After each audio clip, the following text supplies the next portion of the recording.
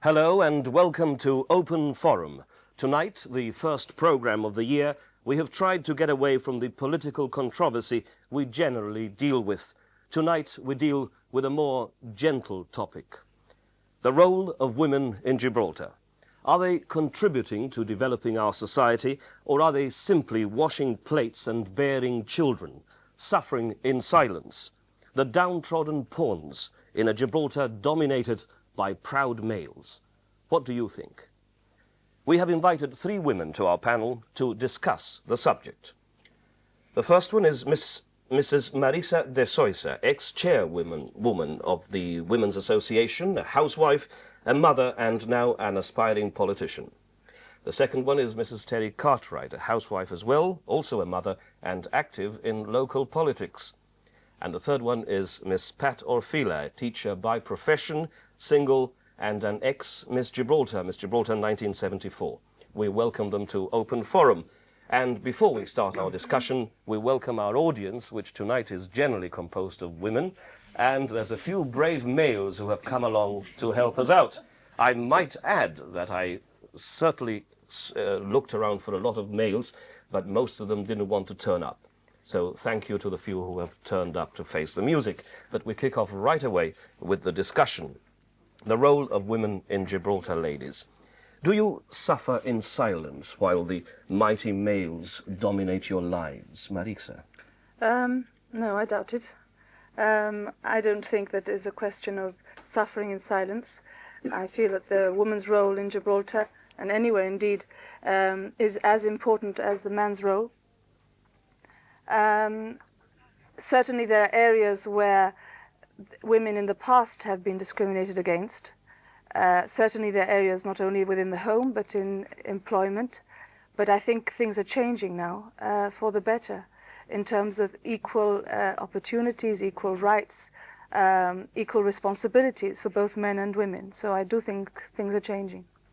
Terry? Yes, I'd agree that things are changing, but I still think that it's a man's world, that we operate in a society that's totally dominated by males. Women are in the minority in all structures of society, in the health service, education, civil service, and I think that women are still finding it, although there have been improvements since the 60s especially, women are still finding it very, very difficult to make any headway, to get to top positions in fields of work and employment. And I think in Gibraltar we have an increasingly, we have a situation that's becoming increasingly more work-prone for women. I mean, women are going out to work in greater numbers, and I'm not quite sure what the percentage of the labour force is as far as women are concerned in the part-time and full-time field, but certainly women are making up great numbers of the labour force. And I think that although we have legislation, we've never had legislation in Gibraltar in terms of equal opportunities. We have legislation for equal pay.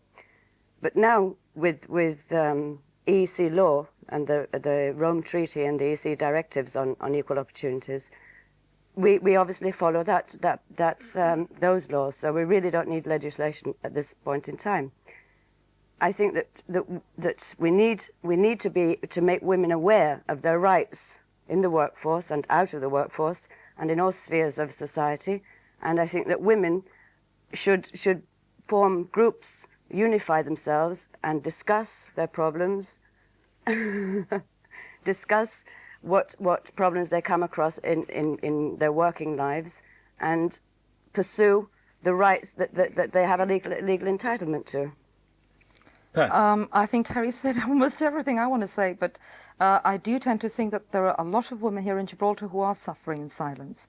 A lot of women who are probably ruled by their husbands, a lot of women who are probably imprisoned in their homes, and I mean imprisoned in their homes, because their husbands will not allow them to either work, to even visit the next door neighbour, or to fend for themselves. Therefore, a majority of women here in Gibraltar, I think, are under the man's thumb because they are controlled by the men, because they are accepting that control. And I think it's time that the majority of these women stood up for their rights and their beliefs, and I think a lot of them should be told how far their rights go and what they can do with themselves. Marisa, you're slightly more optimistic from what I gather. Well, what have you got to say to that? maybe the kind of, I haven't met the kind of woman that Pat is speaking of, although certainly I know they exist. I think that those women in that situation are probably conditioned to thinking that that is their lot in life and that they cannot aspire to anything else. And this is, we were talking about the whole subject of conditioning before. This is something which has been brought about through the ages, as it were. And certainly I think that there has to be an upheaval on the part of men in not seeing the woman as some kind of chattel and not seeing the woman as some kind of decoration. But I will go further and I will say that sometimes women themselves, and I'm not talking about the kind of women that you've mentioned, but other kinds, see themselves in that light. Yes. And first and foremost, a woman is a person, a human being, before she's somebody, you know, some decoration on a man's arm. Yeah. And a woman has her own personality, which she should evolve in her own way, according to her own individuality, in the same way as a man should. But do you think that the Gibraltarian male is probably more macho than other males, and they probably tend to have their women more at home than maybe, say, the Englishman or the Frenchman? With the Latin temperament, I would have thought so. No, the French, I don't know.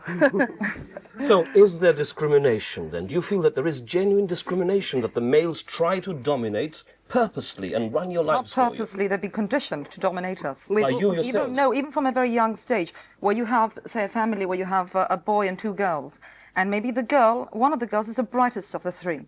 Yet more attention is put to little Johnny because he's a boy, therefore he's going to be the breadwinner, and little Mary suffers because. That's a very important point. Who does that? Mummy, of course. Exactly. Yes, so you condition But mummy men is also to be superior. conditioned. Yes. Mummy is also conditioned, so therefore mummy, when she brings up her female children, starts out to sexual stereotype them from the minute they're in the cradle with your pinks and your blues, and then it goes on to childhood where you give your girls books on purely feminine things, you know, mummy in the kitchen baking the cakes, boys have, you know, daddy fixing the car, and the sexual stereotyping then goes on into school life. Do you do that to your children? Have you done I have that? tried not to, but I'm afraid I have done it at times, yes. How about you, Marisa? I think, to be honest, I would have to answer in the same way. I probably make more of showing, encouraging boys, for example, if a boy wants to play with a doll, so what? You would find that some mothers would, horrified with the whole idea. What do you refer to as boys' toys? Guns? I wouldn't encourage a boy or a girl to play with that. You do condition your boys, your sons, to be superior. So you agree with Pat? But you do, because it's an automatic reaction because of your own conditioning.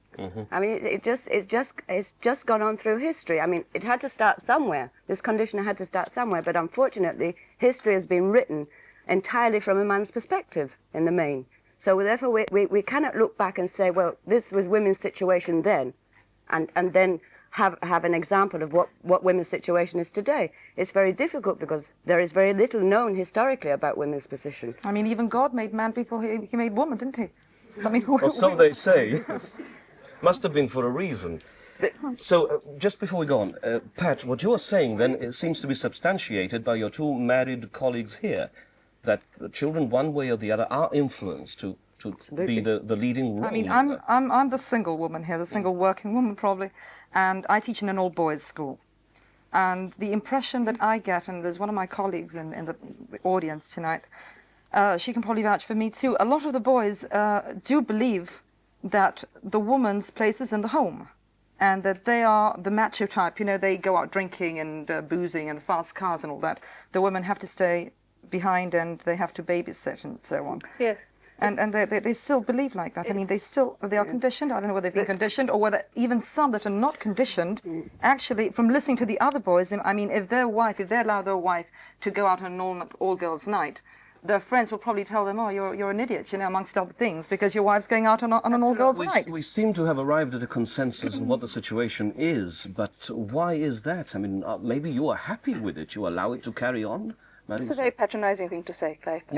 Go ahead and... Men are always patronizing. And you find that in relations between men and women in different spheres, you find that maybe a man will talk to a woman, maybe on a purely professional basis, but they will refer to the woman as darling, as you did before to me, which you would not do to a male colleague. And it somehow highlights, if you like, this difference and the fact that there's always the element of sexuality involved in relationships between men and women. We have to be honest about that. But certainly, you were talking before about the woman staying out all night. What is really sad and makes me cringe is when you get young girls coming out of school who automatically meet the boyfriend after school, and the moment the boyfriend leaves them at home, they are not allowed to go out anymore, and the boyfriend is already restricting their lives. That is criminal. It's absolutely criminal. Yes, but you're still the same point. I mean, Yes, that is the situation. What are you going to do about it, Terry? Well, I think the only thing we can do about it is to... The problem is that because of our condition, it's been very subtle in many ways, and our condition has served to divide women amongst themselves. Men are united totally in the way they feel and think. Women are divided. I mean, for example, a woman that aspires to fulfillment out of the home because she finds no fulfillment in mopping floors day after day and cooking meals day after day. I mean, if a woman is in that situation, she feels rather like a mouse in a cage going around in a wheel. What the dirty floor of today is the clean floor of tomorrow, etc., etc., and that's how it goes. So there's no actual climax to her day. There's no actual anticlimax because there's no climax. It just goes on the next day. And the amount of hours she works, I mean, I have nothing against women who choose to stay in the home and carry out a domestic role, nothing at all. But it must be a choice. It must be a conscious choice. We must be treated as individuals, and we must be given the same choice as men. I mean, we talk about the role of women. I think the role of women should be the same as that of a man. We should have the same choice as an individual. If a woman chooses to stay at home, fair enough.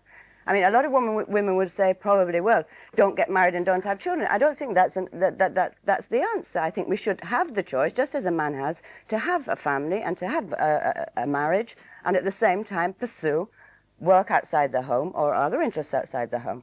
Well, trying to find out what you're going to do about it, Pat. Well, there's a lot that we can do about it, but unfortunately, I don't think we're going to be given the opportunity to do anything about it.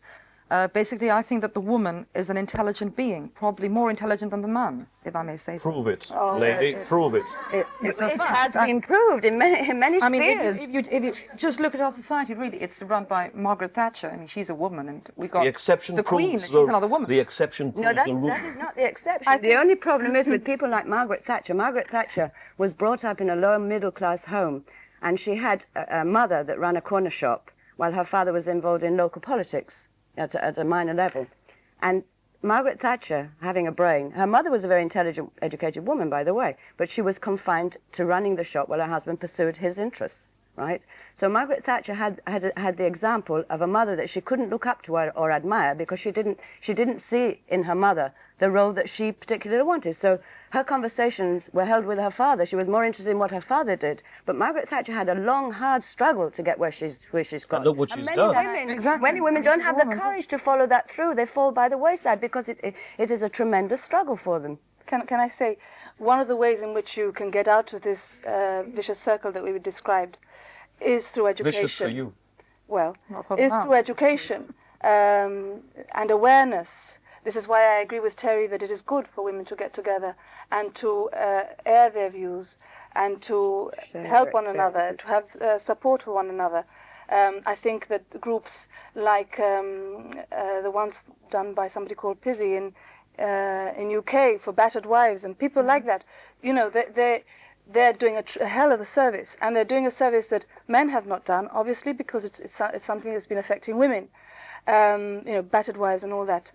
And in that kind of area, only women understand how women feel, and the strength is in the unity, if you like, and out of that unity coming out some kind of education and getting across to other women to say, look, hey, you don't have to stay at home if you don't want to. And let us be careful. Let us not lay a guilt trip on the woman who chooses to stay at home. Right. That's very often the case. Speaking of education, you're a teacher. What do you do about that, educating Well, in this field? If I say too much, I might have 200 parents knocking on the door saying they don't want little Johnny to be taught by Miss Ophelia. So I must limit myself to what I have to say. But I do try and make the boys understand that a woman's place is not only in the home.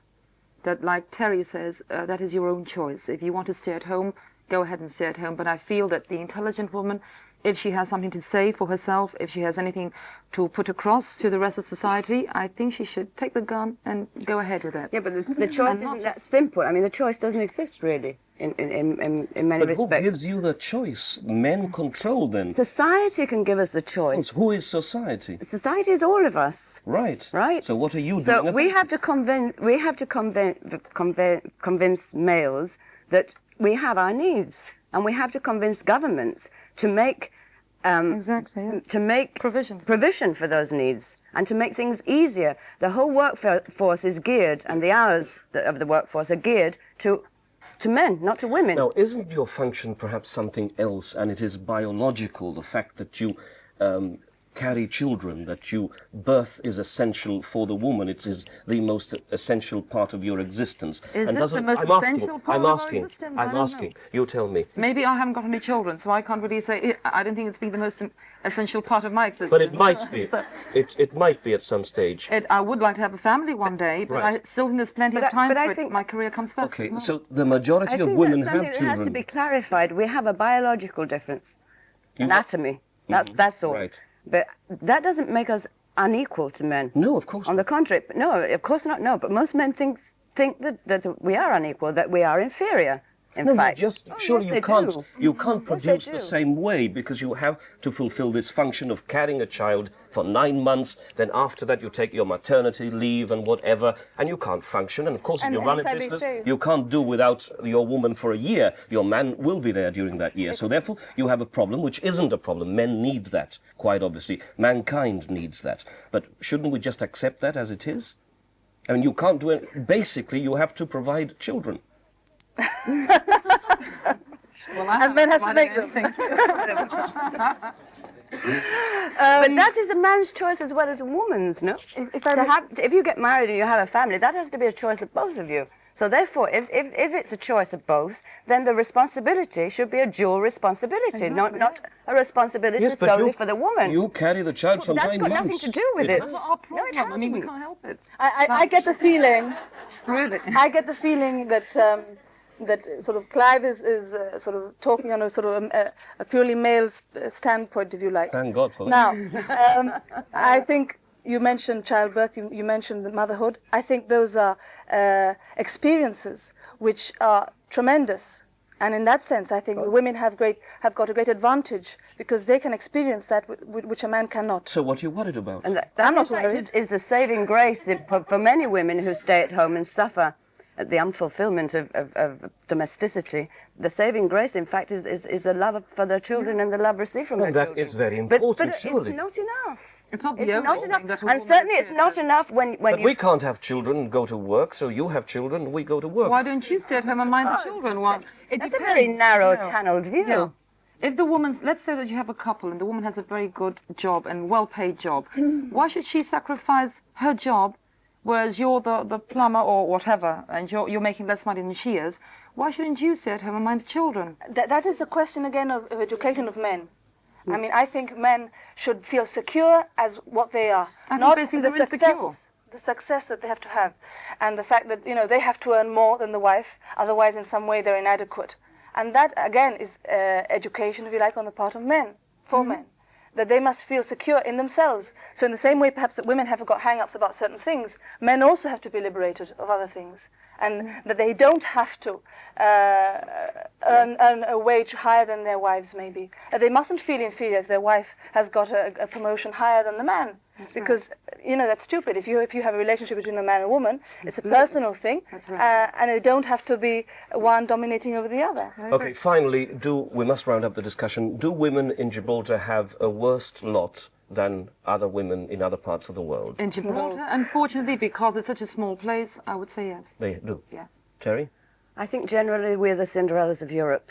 Certainly, America is certainly way ahead of... Well, I would not like to go the way of the Americans if you're talking about female dominance, and that is No, a I'm not typical talking about American female thing. dominance. I don't think we're worse off. I think that there are people in the third world, women in the third world, who are far worse off than we are. That's another point altogether, really. Third world. Okay, Marisa, Terry, Pat, thank you very much. Here we end our panel discussion. We'll be back with the audience in a few minutes' time, and we'll see what happens then. See you later. Stick around.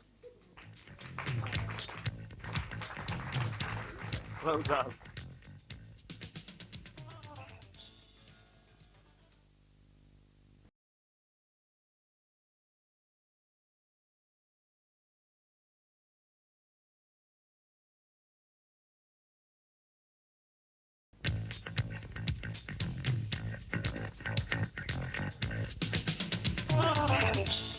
Hello again, and now we turn to our studio audience and we'll have questions for the panel. And the first question from the young man up there in the middle. My name is Marvin Cartwright and I'd like to ask whoever would like to answer.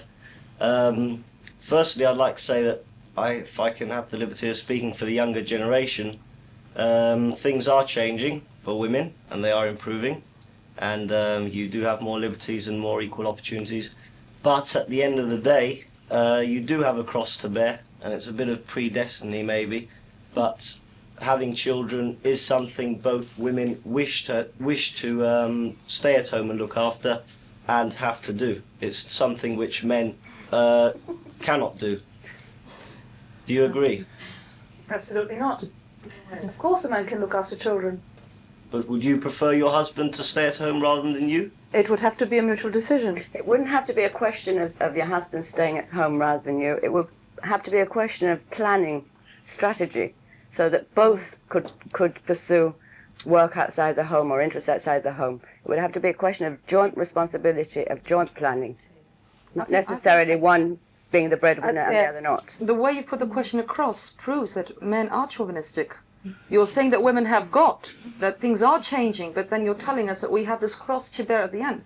And I don't agree with you. I agree with Marisa. I don't see why a man can't see it. Okay. Cut in. Yes, yes. Yeah, I don't think, in my opinion, that the problem is so much that the woman is dominated by the man.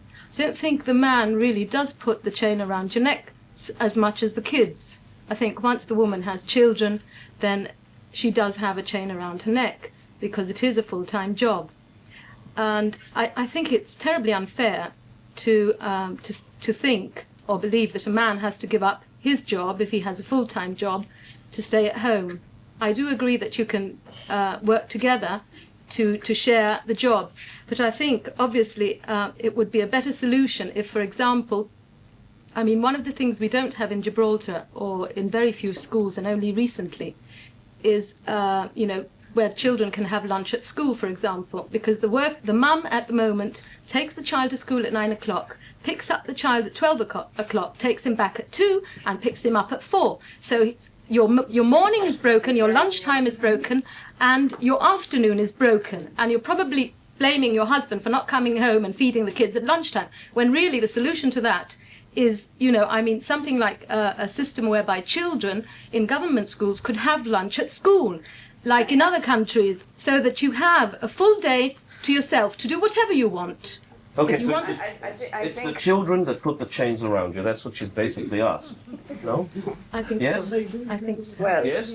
It's a yes It and depends. It's a question of definition.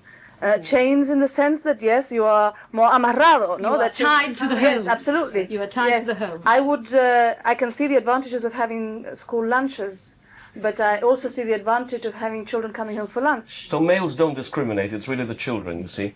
Okay, the lady in the front. Conchita Triay, I would like to comment on your attitude. I find it very patronizing. Are you talking to me? To you, yes. I find that you're not taking the subject seriously, which is typical of males. And I find it a bit of an insult, that this program is dedicated to women, supposedly. For a start, 20 minutes on women is hardly enough.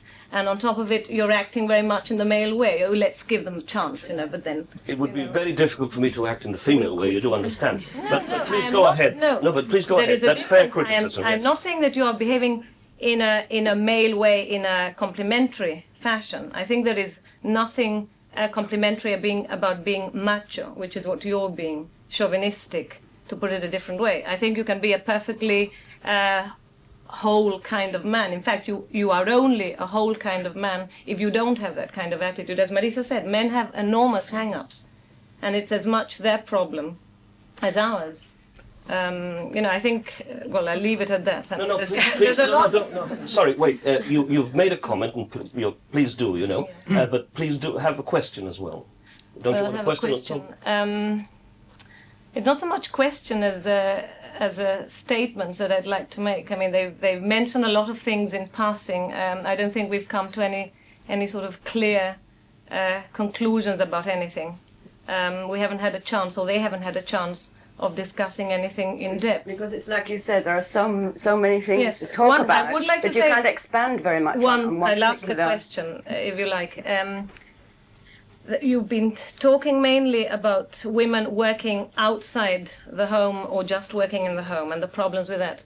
I would ask you, don't you think that there is also a question of stereotyping in other ways, sexual stereotypes, Absolutely, what I mentioned. that you get all the time? I mean, you just have to look at the way women look, or a lot of women look, and the way men look. Men don't sort of dress in the awkward ways that women do, in the uncomfortable ways that women do. They don't paint themselves like women do. Some men do. Okay, some men do, but generally speaking, all right, generally speaking, women feel that they've got to be much more decorative than men. Would you say that this is a problem? I like that point because it's one that's very close to my heart. I am someone who hardly wears any makeup, and certain people who have known me all my life, when I came out of adolescence, tried to encourage me to wear makeup, and I felt that I am me. I don't have to dress myself up, and I would like to be regarded as a person and not by my outward appearance. I respect those who feel differently, but for me it is a burden to have to look good all the time, honestly. And a man hasn't got to look good in the same way that a woman has to look good. Why should that be? I feel quite differently. I enjoy wearing makeup. Okay, I enjoy making the best of myself. Just a second. looking good if I can. Just a second. There's a lady down there who looks very beautifully made up. I think she should ask a question. My name is Nelanie. Marissa, I'm a woman. I enjoy being made up. I enjoy wearing good clothes. I don't think it takes away from my personality. I think it adds to me. It makes people respect me. When I walk down that street, I gain far more respect by dressing well, and intellectual people will come into my shop because I own a shop, and they will talk to me on an intellectual level. They'll treat me, because I'm in fashion, as an intellectual human being, male or female. In fact, I have a lot of men coming to my shop, and the respect I get from some of the men, I do not think in any way that I'm dominated. I think Melanie, it's not related to your makeup. It's related to the sense of being. the sense of Absolutely. confidence it gives to your personality. Absolutely, this is what we're talking about. The human being. We are not talking about male, female. This has gone on for generations and generations. We are trying to change this. We don't want war. We want contribution. We want roles. We want to show them what we can do, not what we can't do. We don't want to fight. We want to create. And women today are creating. You have your own business. There's so many women creating today. Okay, The okay. positive aspect. Can I answer that? Yes. I said before that if that's the way you feel, that's fine. But if you happen to be like me that doesn't feel that way, You shouldn't have to do. no. But the thing is that according to somehow you are seen to be lacking femininity in some way. I don't agree. Yes. There's a lot of men If you that I run have met. a kind of shop, for example, a boutique or whatever, Yeah, my business. right, or whatever, and you don't look good. And I'm not speaking about you, obviously. I'm talking about a hypothetical Not person. important. And you don't sort of sell the kind of stuff that you're selling yourself with. Then No, I don't it's an think it's so advantage. But important. anyway, we're today. going. Okay, I don't think let's have the gentleman up there, please. You were waiting for some time, yes. I'm David Dumas. Melanie here has just, I think, put her finger on the button, because I am one of the males in Gibraltar probably who's very upset because the programme isn't made about males, because males are not made the subject matter of the Miss Gibraltar, and if we were, we'd probably be called poofters. So isn't it, at the end of the day, that biological difference which accounts for all these so-called hang-ups that, if I may say with respect, you have and I don't have? Answer? No, I don't think it's a question of a psychological difference. I think the psychological difference... Biological Biological hang-up, in biological fact. hang-up. No, I don't think we have a biological hang-up. I think we recognise fully that we're biologically different. You men have this Mr. Universe, don't you, where you polish them? I don't. No. I don't think it's true. There we go. It's not every woman's choice to enter a beauty contest. I mean, some women do. Well, Okay, that's what they want. That's fine. yes, okay, the lady down there. Can I make a point? Fast, okay, we must give everybody a I chance. think that women are giving themselves, at the moment, you're giving yourselves this terrible complex. I don't feel inferior. I think the man is superior in strength and in anything. If there's a problem at home, money-wise, or a big problem, it goes to the man normally. The man is the one. Stereotype. In my home, and I don't feel inferior because of that.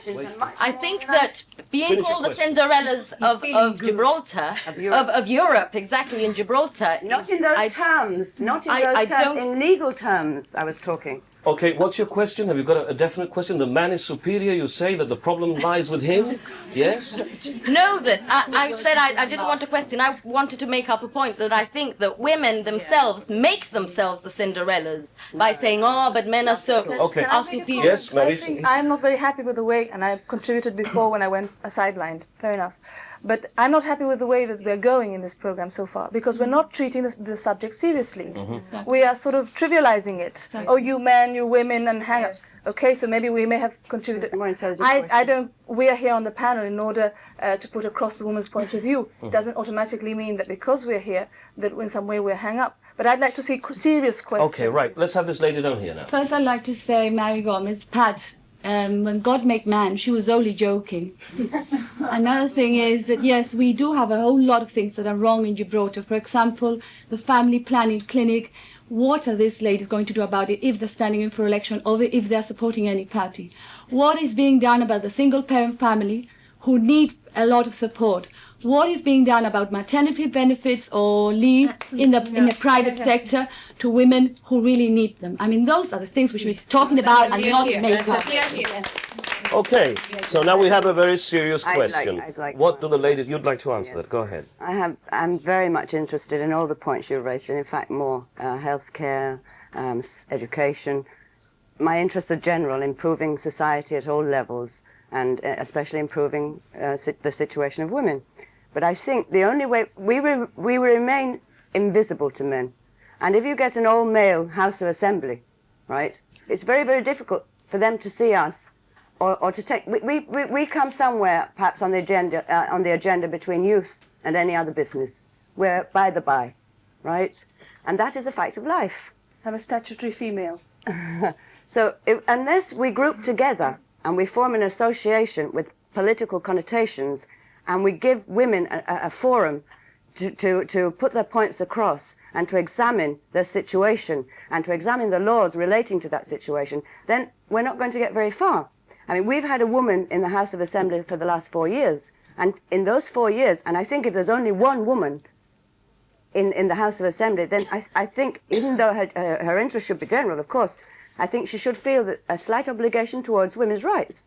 But we've had a woman in the House of Assembly for the last 4 years who has not raised one single issue on women's rights. And we've had in the House of Assembly issues like jury service, which has been totally put down by men without the benefit of a woman's opinion on it. We've had things like abortion, divorce, lots of feminine issues that really affect us. And I'm not saying, of course, that that's the only thing we should be interested in, on the contrary, but certainly I would feel an obligation if I were there to pursue women's rights and to fight for women's rights. No, very quickly, you've spoken about, just a second, about jury service. A lady rang me up this morning to ask about jury service, that you have to volunteer. May I Okay, answer? how do you feel about jury service? I feel we were insulted.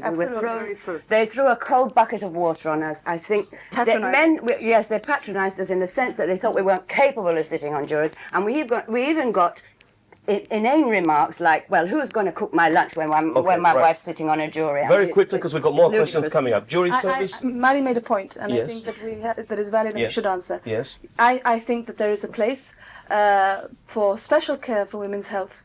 There are women's problems, gynecological or whatever, that have to be looked at. And you find a trend in this in all of Western civilization, and it's something that I think ought to be taking place here.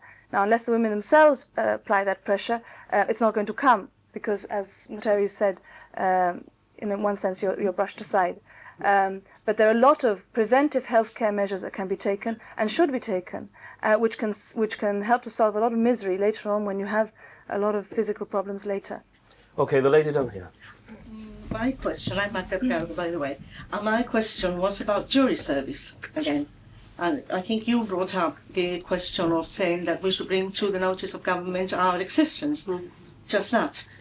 So why aren't we eligible? What We have are. you found? Sorry, we are eligible, So what but it's a question of being voluntary. You have to go. In fact, when a couple of years ago, I went to the courts to put my name down for jury service, and I'd taken the trouble to walk from Devil's Tower Road to the court, which is quite a long walk, to put my name down. When I arrived there, I was told that I had to go back and write in a letter, and I said, look, I'm here, I'm willing to put my name down, you're crying out for women jurors, here I am. I'm not going to write home, I'm not going to go home on principle and write you a letter, I'm here. That wasn't accepted, so I never did write the letter on principle. So what reason was given? But I don't think no reason, it's just bureaucracy. I mean, it's just red tape. Okay, the lady up here. Mick Brindle, I'd like to ask them if they'd like to comment on what steps could be taken or you feel should be taken towards encouraging women into the business community and especially into senior management. Well, that's another thing. I think we have to, through the unions probably. I mean, we obviously, in England we have a number of bodies that look into and examine women's rights. There is the Equal Opportunities Commission that you can take complaints to if you feel that you're not getting a good deal within your workplace, if you're being discriminated against. I mean, obviously there is a lot of discrimination, and discrimination takes two forms in the workforce. It takes direct discrimination and there's indirect discrimination, and both are illegal. Now, it's much more difficult, obviously, to prove indirect discrimination, but we have the European courts that we can take those complaints to and who will protect us because the laws are there. Unfortunately, in Gibraltar, the laws are being broken blatantly. Okay. We must hurry up now. 4 minutes to go. Quick, come on. I think that there's also, you have to get a change of attitude on the part of girls coming out of school. I think that they set their limits very low. Maybe the aim in life is, okay, to have an office job or whatever, to get married, and that's it. And they have to be encouraged to fulfill their maximum potential. If it be being a tea lady, that's fine. And if it's being a top executive, that's fine too. Okay, the lady up there. I'd like to ask Terry, if I may. Quick, please. Yes, my name is Araceli Latin, and rumour has it that you're going to stand or present yourself as a candidate at the next elections. Now, in view of this possibility, can you tell us why it is that here in Gibraltar women do not go in for politics? Is it a case, again, that we are being conditioned that politics is only for men? Or is it just a case of having to contend with all the other problems, family commitments, children and so on? Or is it a tremendous lack of confidence that we have because politics, again, is a struggle in what is very much a man's world? I don't think it's a question of lack of confidence.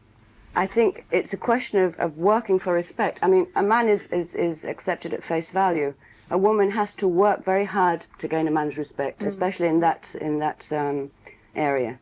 And I think, if you're asking me personally if I'm going to stand, no, I'm not, because I have very personal reasons. Okay, we'll leave the elections, please.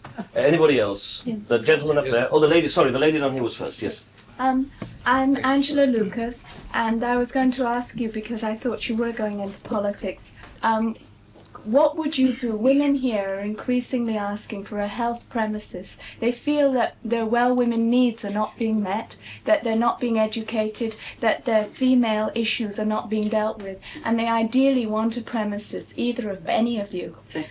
How would you recommend that this women group that I'm part of could pressure government to get what they want? Well, in fact, I'm in the executive party of the government, and I have been pressing. I think we should step away from. Yes, well, let's step away. We can't have the same people answering those questions. Can somebody else? Can you answer that? Well, I don't know. I just think that it's a question of lobbying. You don't get anything unless you push.